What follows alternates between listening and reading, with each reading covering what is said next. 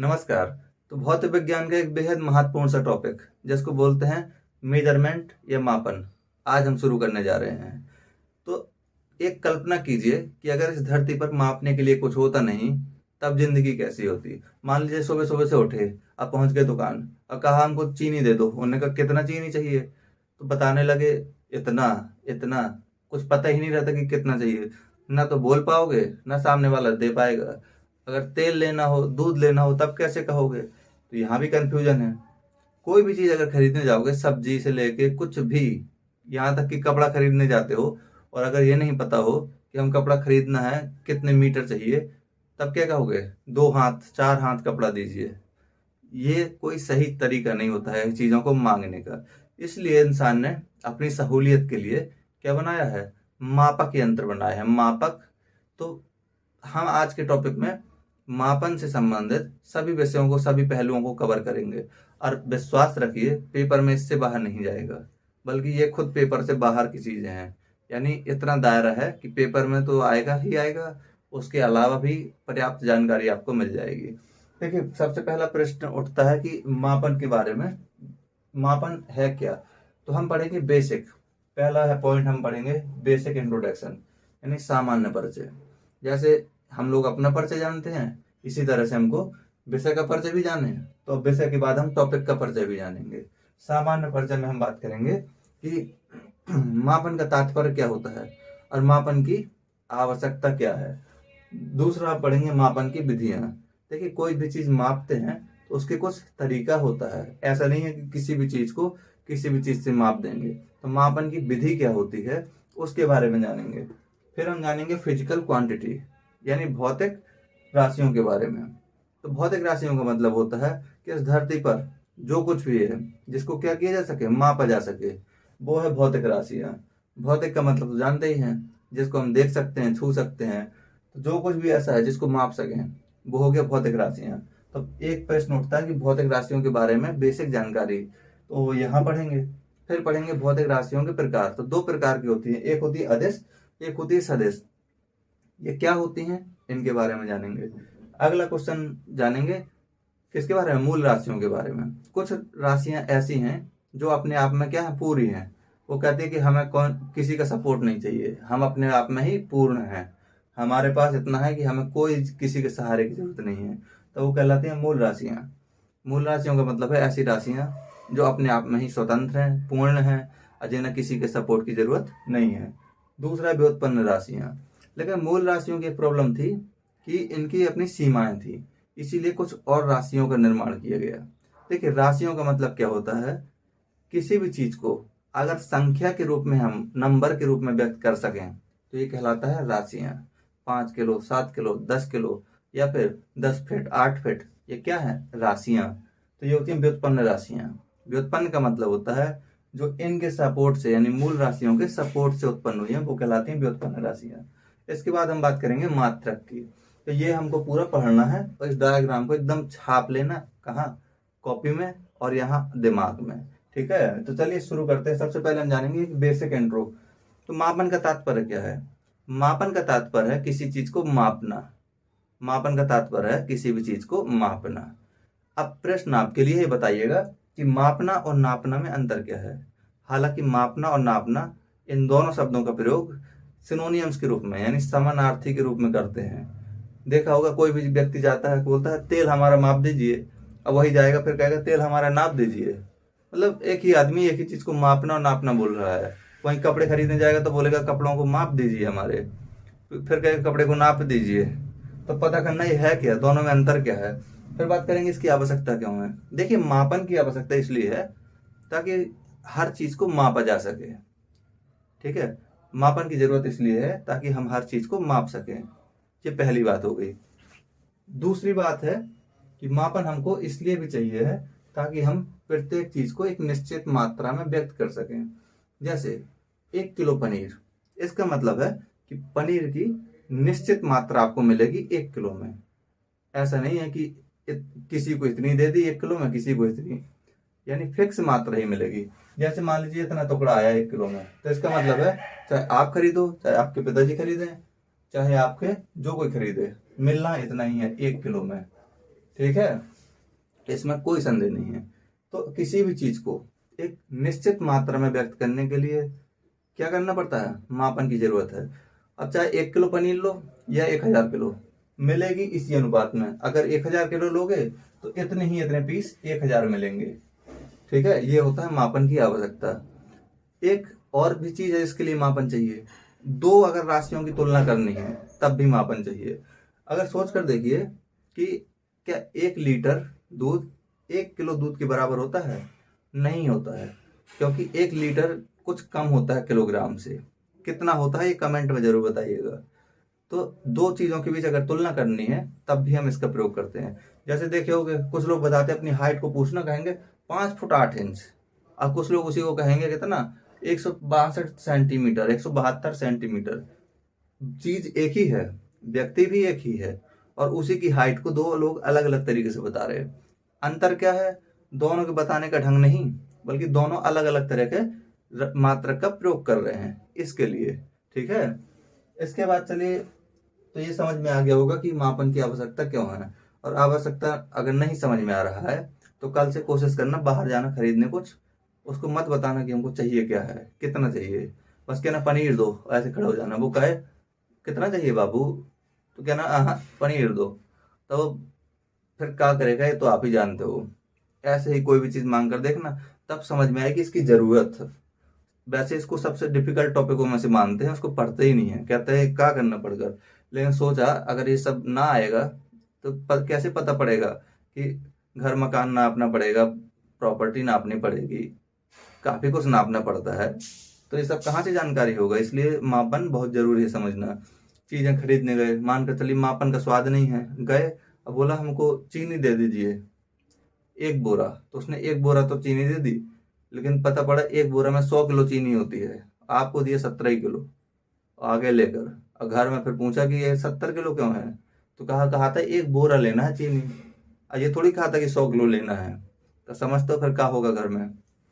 तो इसके बाद हम बात करेंगे मापन की विधियों के बारे में, यानी मेथड ऑफ मेजरमेंट। देखिए हर चीज अगर मापी जाती है तो कुछ उसकी विधि होती है। ऐसा नहीं है कि जब मन किया जिस चीज को किया तो उसको माप लिए।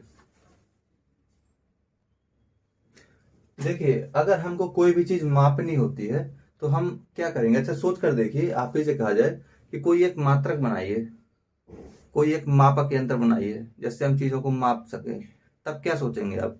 तो सबसे पहले तो ये पूछेंगे कि हमको मापना किस चीज को है। तो कहेगा कि आपको एक काम कीजिए, आटा को मापना है। ठीक है, तो कहेंगे ठीक है आटा को हमको मापना है, तो एक काम करते हैं कि आटा की एक निश्चित मात्रा लेते हैं। हो सकता है एक पन्नी भरें, एक थैला भरें, या 1 बोरा भरें, जो भी उचित समझे। हाँ तो जो भी उचित समझेंगे, तो चाहे आप थैला ले लीजिए या बोरा, या फिर गद्दी में ही इतना ले लीजिए आटा। ठीक है, और इसको कहिएगा कि देखो जितना हम लिए हैं इसको क्या करेंगे, हम एक मानक मान लेंगे। मानक का मतलब है कि अब हम इसी के आधार पर क्या करेंगे, नापा करेंगे हर चीज को। ठीक है, तो सबसे पहले अगर जिस चीज को मापना होता है उसको क्या करते हैं, उसकी एक निश्चित मात्रा लेते हैं, फिक्स अमाउंट। उस निश्चित मात्रा को हम क्या कहते हैं, मानक मान लेते हैं। और उस मानक को हम क्या करते हैं, एक नाम देते हैं, क्या, मात्रक। जैसे मान लीजिए आटा हमने इतना मिला लिया, और इतने आटे को हमने क्या दिया, इतना आटा है कितना, 1 किलोग्राम की। तो 1 किलोग्राम क्या हो गया, मात्रक हो गया। ठीक है, तो अब हमको आटा कितना भी नापना हो, हम क्या करेंगे, इसी को आधार बनाएंगे। यानी एक थैली जो हमने बनाया था, अगर कोई कहे 100 किलो चाहिए, तो इसका मतलब है उतनी उतनी थैलियों बराबर 100 थैलियां तैयार कर लीजिए, तो ये हो जाएगा 100 किलो। तो इस तरह से क्या किया जाता है, मापन की विधियां। यानी कोई भी चीज अगर मापी जाती है तो सबसे पहले हम क्या करते हैं, जिस चीज को मापना है उसकी एक निश्चित मात्रा लेते हैं, उसको मानक कहते हैं। और इसी मानक को नाम दिया जाता है मात्रक। और इसी मात्रक को क्या करते हैं, आधार बनाते हैं और चीजों को मापने के लिए। ठीक है, तो ये हो गई मापन की विधियां। अब बात करेंगे भौतिक राशियों के बारे में। देखिए फिजिकल क्वांटिटी, तो पहली चीज समझ लीजिए क्वांटिटी। क्वांटिटी अगर देखा जाए तो प्रयोग करते होंगे मात्रा के लिए।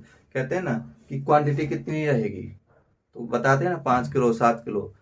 तो एक बात समझ लीजिए, राशियों का मतलब होता है कि कोई भी चीज जिसको किसमें, नंबर्स में या संख्या के रूप में व्यक्त कर सकें, तो वो कहलाता है क्या, राशियां। कोई भी चीज जिसको हम नंबर्स के रूप में व्यक्त कर सकें वो कहलाती हैं राशियां। तो इस धरती पर जो कुछ भी है, भौतिक राशियां क्या, इस धरती पर जो कुछ भी मिले और अगर उसको माप सकते हो या उसको संख्या के रूप में व्यक्त कर सकते हो तो वो होगा भौतिक राशियां। अब भौतिक राशियां दो प्रकार की होती हैं, एक होती हैं अदिश, एक होती हैं सदिश। अब ये क्या है, देखिए, एक को बोलते हैं स्केलर, एक को बोलते हैं वेक्टर। अब बात करते हैं अदिश क्या होती है, सदिश क्या होती हैं। देखिए, हर चीज को आप जैसे मापते हैं तो किसी किसी में क्या होता है, आप ये बस बता देंगे 5 किलो चीनी, तो इसका मतलब है अब आगे नहीं पूछेंगे कुछ भी कि किस दिशा में चीनी, उत्तर दिशा में, दक्षिण दिशा में, पूर्व दिशा में।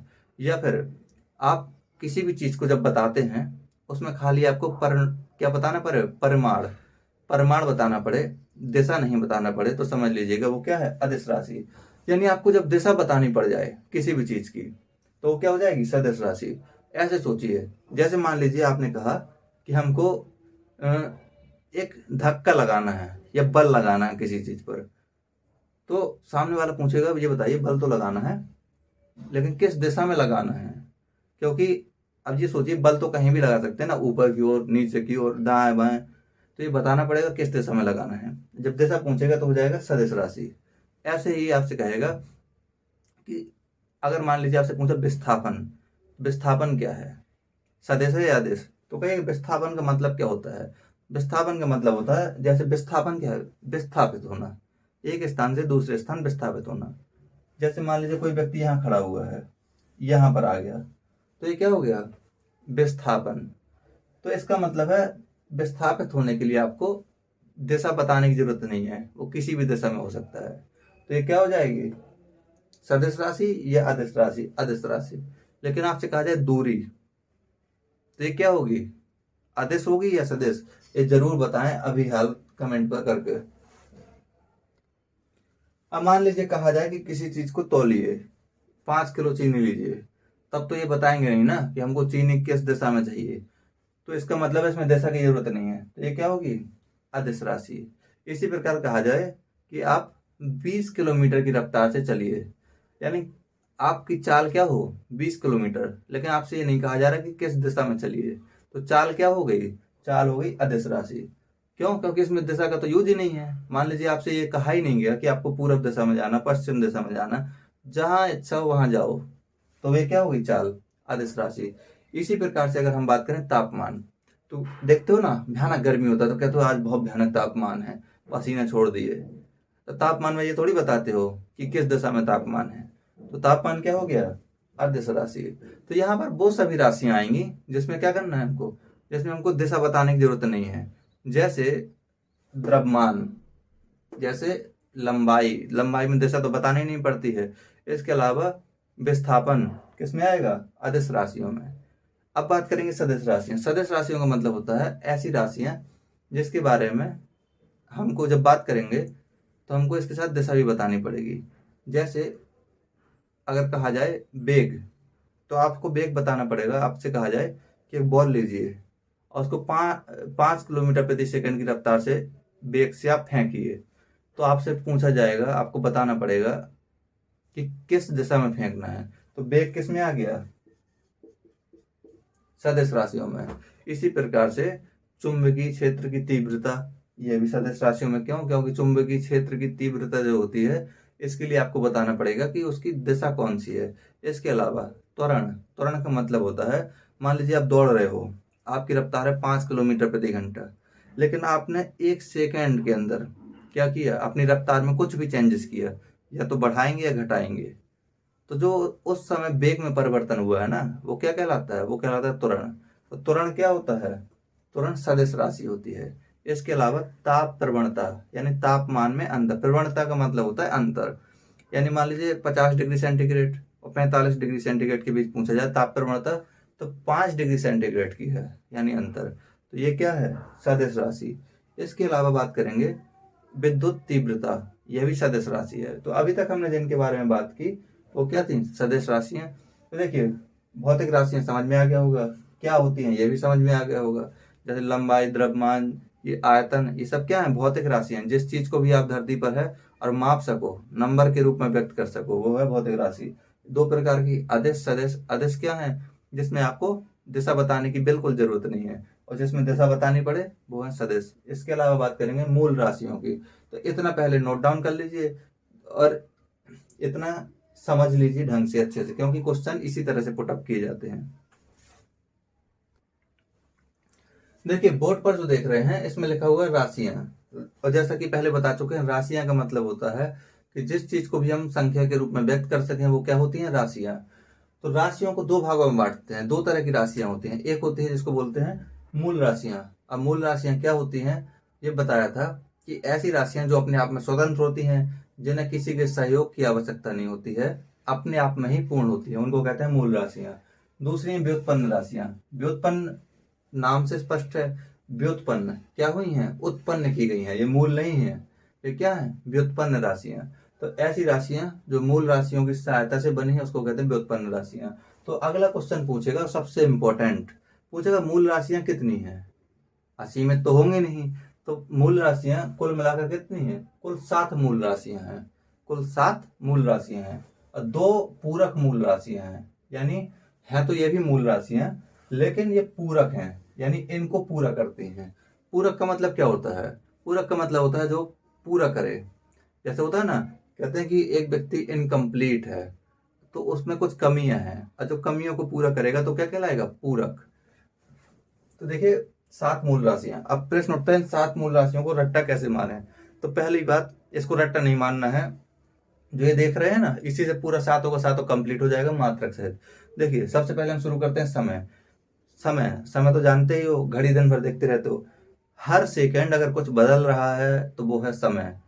समय हर सेकंड हर पल बदल रहा है, तो इसलिए सबसे पहले हमने शुरू किया कहाँ से, समय। और समय का मात्रक होता है सेकंड। क्यों, क्योंकि देखते हो कि तुरंत सबसे सूक्ष्मतम इकाई क्या है समय का, सेकंड। यही तो होता है ना, मिनट तो होता नहीं है, तो समय का मात्रक क्या हो गया, सेकंड। और जैसे जैसे समय बदलता है वैसे वैसे इंसान की क्या होती है, लंबाई क्या होती है, बढ़ती जाती है। ठीक है, तो समय बदलने पर इंसान की लंबाई बदलती है, तो लंबाई भी क्या है, मूल मात्रक। लंबाई का मात्रक क्या है, मीटर। लंबाई को मीटर में व्यक्त करते हैं। देखना जैसे कपड़ा मापते हैं तो कहते हैं कपड़े की लंबाई कितनी है, 1 मीटर, 2 मीटर, तो ये हो गया लंबाई। अब देखिए लंबाई जब बढ़ेगी इंसान की तो हाड़ मास भी तो बढ़ेगा, यानी द्रव्यमान बढ़ेगा। अब जो छोटू सा था इतना, वो जाकर 5 फीट 6 फीट 7 फीट का हो गया है, क्या बढ़ा है, द्रव्यमान बढ़ा है। द्रव्यमान का मतलब होता है पदार्थ की मात्रा, यानी जिन चीजों से वो बना हुआ है वो बढ़ रहा है। द्रव्यमान, द्रव्यमान को हम व्यक्त करते हैं किलोग्राम में। जैसे चीनी लेने जाओगे तो 1 किलोग्राम चीनी लेना, यानी जो 1 किलो ले रहे हो, चीज जो चीनी खरीद रहे हो उसका द्रव्यमान कितना है, 1 किलोग्राम। अब ये बताया था कि किसी भी चीज को मात्रक में व्यक्त करने के लिए पहले एक निश्चित मात्रा मान लेते हैं, उसको एक नाम दे देते हैं मानक का, और उसी का एक मात्रक फिक्स कर देते हैं। ठीक है, उसके बाद देखिए लंबाई जब बढ़ेगी तो पदार्थ की मात्रा भी बढ़ेगी। तो पदार्थ की मात्रा का मात्रक क्या है, मोल। कहते हैं ना पदार्थों का हमको मोल करना चाहिए, ऐसा नहीं है कि बर्बादी करें, उसका मोल समझना चाहिए हमको। तो पदार्थ की मात्रा का, पदार्थ की मात्रा का मात्रक क्या हो गया, मोल। इसके बाद देखिए जब समय बदलता है धीरे धीरे तो मौसम में भी परिवर्तन होते हैं, और मौसम में परिवर्तन होते हैं तो उसके चलते क्या होता है, विद्युत धारा भी प्रवाहित होती है। विद्युत धारा, तो विद्युत धारा का मात्रक क्या हो गया, एम्पियर। यानी विद्युत धारा मापना हो तो मापिएगा एम्पियर में। कहिएगा हमारे यहाँ कितना विद्युत धारा प्रवाहित हो रहा है, ये ना बोलिएगा कि हमारे यहाँ 5 किलो विद्युत धारा बह रहा है, या फिर वो आएगी नहीं नहीं हमारे यहाँ तो 7 किलो बह रहा है। ऐसा बोलोगे तो बकलोल समझे जाओगे। तो कहना हमारे यहाँ 10 एम्पियर का विद्युत धारा बह रहा है या प्रवाहित हो रहा है। इसके बाद देखिए जब विद्युत धारा बहेगी तो गर्मी भी बढ़ेगी। होता है ना, जब जहां से करंट गुजरता है बहुत तेजी से, वहां क्या होता है, गर्मी उमस होने लगती है बहुत तेजी से। तो तापमान, तापमान बढ़ेगा, तापमान का मात्रक क्या होता है, केल्विन। यानी तापमान अगर आपसे मापने को कहे तो किस में मापिएगा, कहेगा तापमान का मूल मात्रक क्या है, तो कहेगा केल्विन। कोई भी तापमान मापना हो केल्विन में मापिएगा, मूल मात्रक। और देखिए जब तापमान बढ़ेगा तो कहीं ना कहीं से आप किसी चीज को अगर गर्म करते जाओगे तो वो क्या होगा, आग छोड़ेगा, ज्वाला छोड़ेगा। तो ज्योति तीव्रता, तो ज्योति तीव्रता का मात्रक है कैंडेला। ठीक है, कैंडल से बना है कैंडेला, समझ लीजिए। और कैंडल का उपयोग क्या होता है, प्रकाशित करने में, किसी चीज को जलाने में। कैंडल क्या करते हैं, प्रकाशमान करती है चीजों को। देखो कैंडल होती है इस तरह की, उसमें आग लगाते हैं तो चारों तरफ रोशनी हो जाती है, तो क्या निकलती है, ज्योति। तो याद रखिएगा ज्योति तीव्रता का मात्रक क्या हो गया, कैंडेला। अब बात करेंगे इनका पूरक। पूरक मूल राशियां, ये दो हैं। एक को बोलते हैं समतल कोण, समतल पर बना हुआ जो कोण होता है उसको बोलते हैं समतल कोण, इसका मात्रक है रेडियन। एक होता है घन कोण, घन कोण का मात्रक है स्टेरेडियन। ये वैसे नहीं पूछा जाता है, बस याद रखिएगा कि कुल 7 मूल राशियां होती हैं। वो कहेगा और बताइए, तब कहना कि 2 और पूरक मूल राशियां होती हैं, यानी पूरक का मतलब है जहां इनमें कमी होती है उसको पूरा करती हैं। इसके बाद देखिए व्युत्पन्न राशियां, जैसा कि पहले कहा कि व्युत्पन्न राशियां क्या है, इसके सहयोग से बनी है। जैसे आयतन है, तो आयतन का मात्रक क्या होता है, मीटर क्यूब। और अभी यहाँ क्या बताए हैं, मीटर किसका है, लंबाई का। तो लंबाई अगर किसी एक ऐसी जगह पर पहुंच गए जहां उसकी लंबाई चौड़ाई ऊंचाई ये आपने निकाल ली, तो वो क्या कहलाएगा, आयतन। ठीक है, आयतन का मतलब होता है क्या, मीटर क्यूब, लंबाई चौड़ाई ऊंचाई। क्षेत्रफल, किसी एक जगह का क्षेत्रफल निकालने को कहा इसी बोर्ड का अगर आपसे, तो क्या देखेंगे, इसकी लंबाई देखेंगे और चौड़ाई देखेंगे। ये चौड़ाई हो गया, ये लंबाई, लंबाई चौड़ाई का गुणा कर देंगे तो क्या निकलेगा, निकलेगा क्षेत्रफल। तो क्षेत्रफल का मात्रक क्या है, मीटर क्यूब। तो ये बना किससे है, इसी से तो बना है, लंबाई से। ठीक है, और बल, बल का मात्रक क्या होता है, F बराबर m है। m मतलब द्रव्यमान, तो द्रव्यमान का मात्रक क्या होता है, किलोग्राम। देखो यहाँ बताया था ना पदार्थ, ये द्रव्यमान का मात्रक किलोग्राम। तो किलोग्राम और मीटर स्क्वायर, ये किसका मात्रक हो गया, बल का। तो ये हो गई व्युत्पन्न राशि। व्युत्पन्न राशियों का मतलब है ऐसी राशियां जो मूल राशियों से उत्पन्न हुई हो। ठीक है, तो इसको नोट डाउन कर लीजिए जब तक।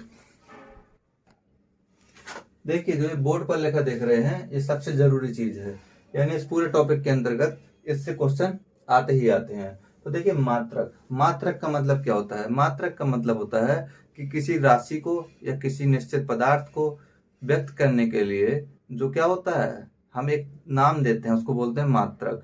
ठीक है, जैसे किलोग्राम हमने नाम दिया, तो इसका मतलब है कि अब हम किसी राशि को, अगर हमको 1 किलोग्राम मापना, 10 किलोग्राम मापना, तो उसी के आधार पर हम मापेंगे। तो ये हो गया परिभाषा की मात्रक क्या होता है। इसके बाद देखिए मात्रक 2 प्रकार के होते हैं, जैसा हमने बताया था राशियां 2 प्रकार की होती हैं। एक को नाम दिया था क्या, एक को नाम दिए थे मूल राशियां, दूसरा व्युत्पन्न। इसी तरह से मात्रक 2 प्रकार के होते हैं, मूल मात्रक और व्युत्पन्न मात्रक।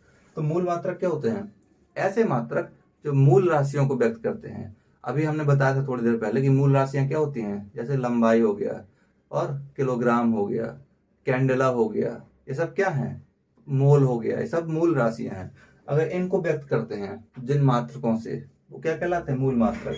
दूसरा होता है व्युत्पन्न मात्रक, ऐसे मात्रक जिससे हम व्युत्पन्न राशियों को व्यक्त करते हैं। जैसे बल, बल बताया था अभी व्युत्पन्न राशियों में, दाब, कार्य, आर्द्रता, ये सब क्या हो गया, ये सब हो गया व्युत्पन्न राशियां।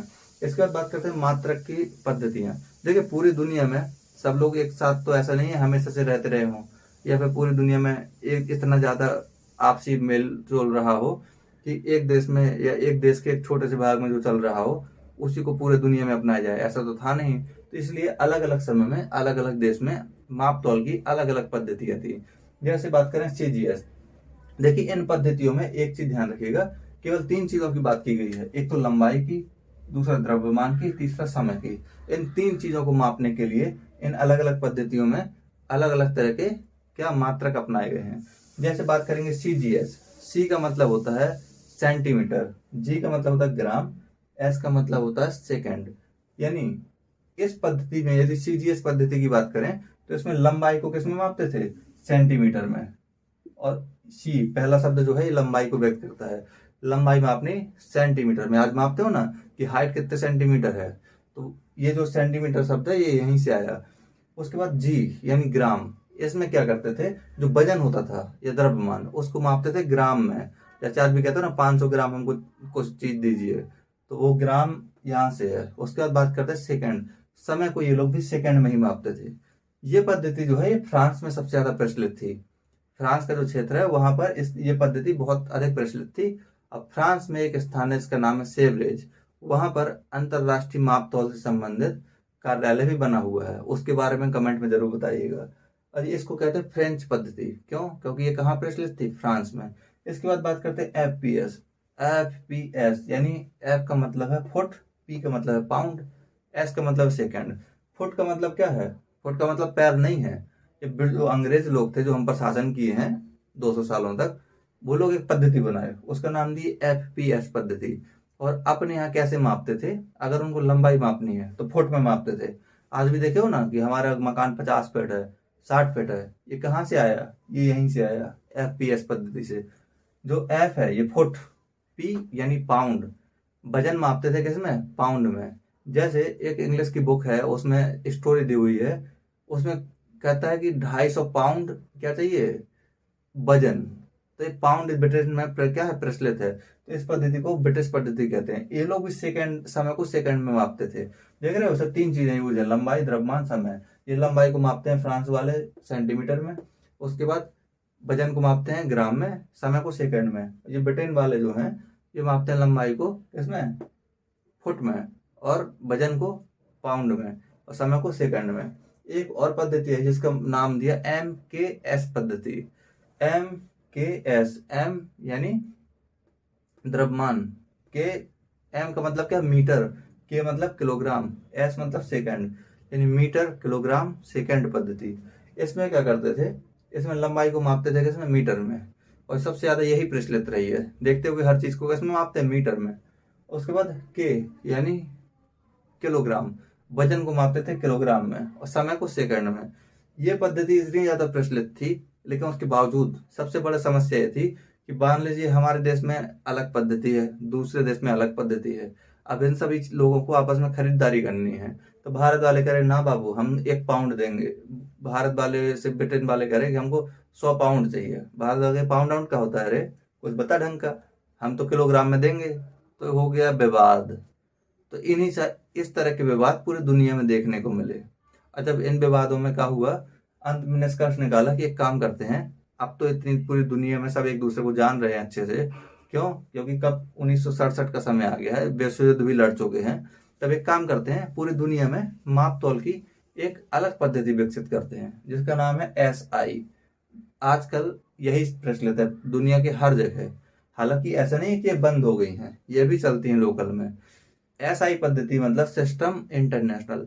वर्ष 1967 में एक अधिवेशन हुआ, माप तौल के लिए अधिवेशन, और उसमें सभी लोग, हर देश के लोग पहुंचे, और उन्होंने सजेस्ट किया कि अब हमको एक ऐसी पद्धति चाहिए जो पूरी दुनिया में अपना सके, उससे समस्या ना हो। अगर ब्रिटेन में भी है, यूरोप में है, इंडिया में है, तो हर जगह कम से कम लोग उसके बारे में जानते हैं। उसका नाम था इंटरनेशनल, क्या, सिस्टम इंटरनेशनल।